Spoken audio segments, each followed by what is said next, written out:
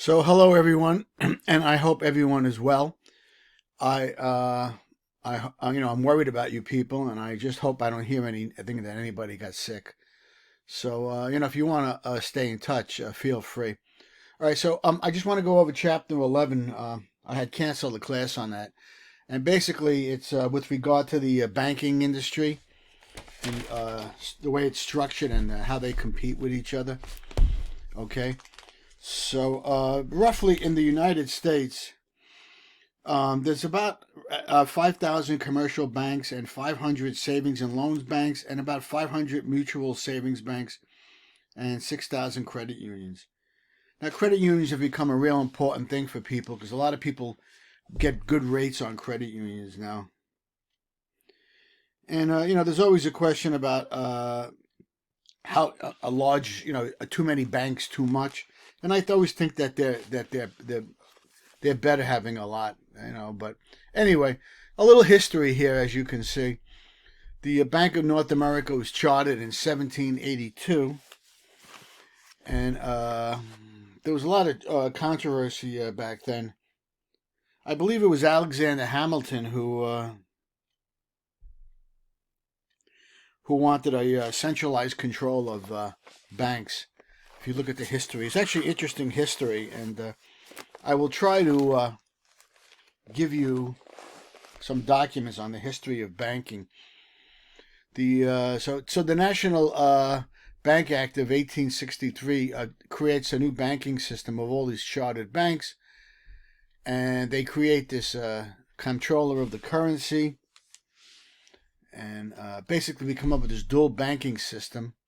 And of course, the big thing is the Federal Reserve System was created in 1913. All right, and I guess this was as a result of funding for World War and coming up with World War One.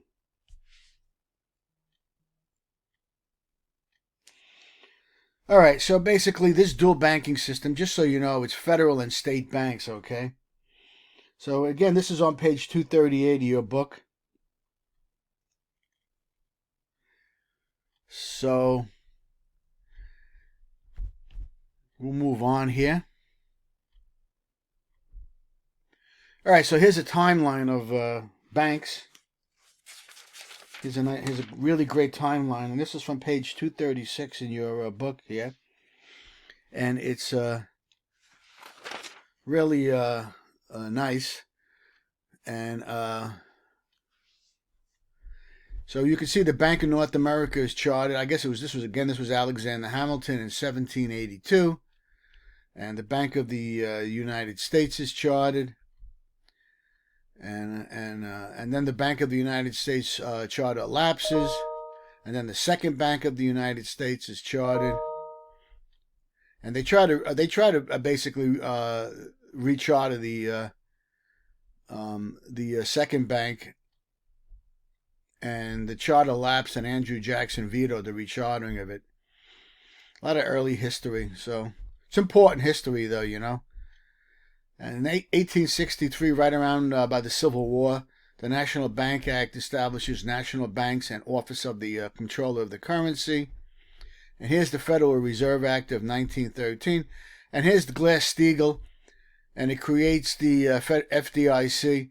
And what they did was they made sure that banks were separated, that basically did banking and sold securities. So that was a big moment.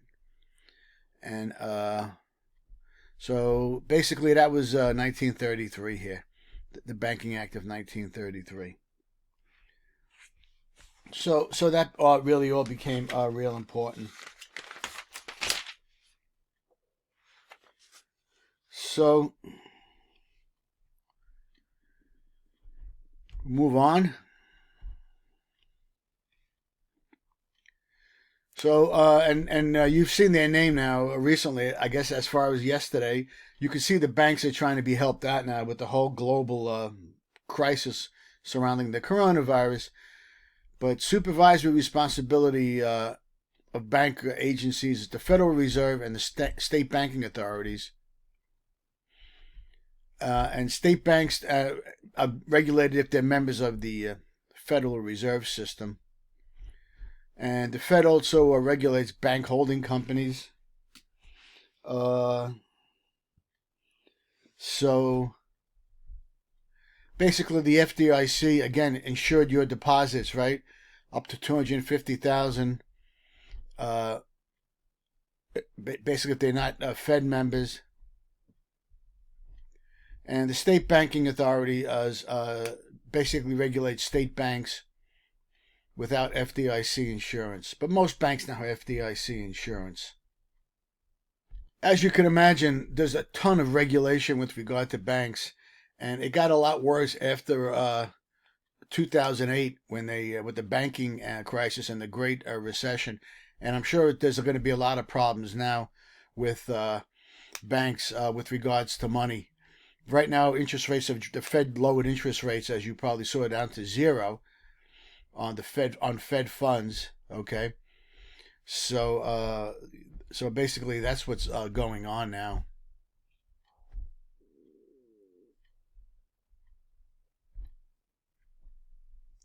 All right, so basically, with regard to financial innovation, why are banks doing that? Banks are doing that. Obviously, everything is designed around earning profits. And banks are always looking for ways to innovate. And, there's a lot of e-banking going on now, and a lot of us bank online. And innovation in banking, in the banking environment, basically leads to what's called financial engineering. Okay. So, as I said, adjustable rate mortgages are important now, and basically the fact that they can raise and lower interest rates, it creates a demand when interest rates go down, and it creates higher profits when they have to raise interest rates. All right, so there's these concepts called financial derivatives, which I normally talk about in 502 if you're ever going to take it. And derivatives allow you to either speculate to try to make a profit or hedge your interest rate. Not only interest rate, but banks will do interest rate hedging. But payoffs are linked to underlying assets. So not only do banks use derivatives to increase their profit, but so do companies and so do individuals. This is a big part of the financial industry now, called derivatives. So, that becomes real important.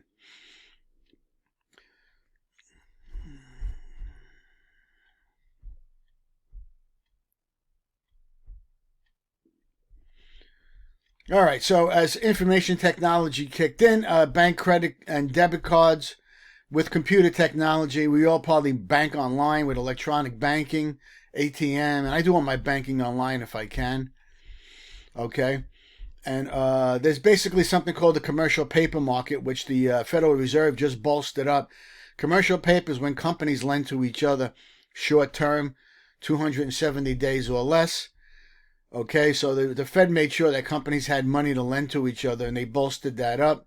And junk bonds are bonds on companies that really are close to going into default. So these are called junk bonds. So they're usually rated like as B or below.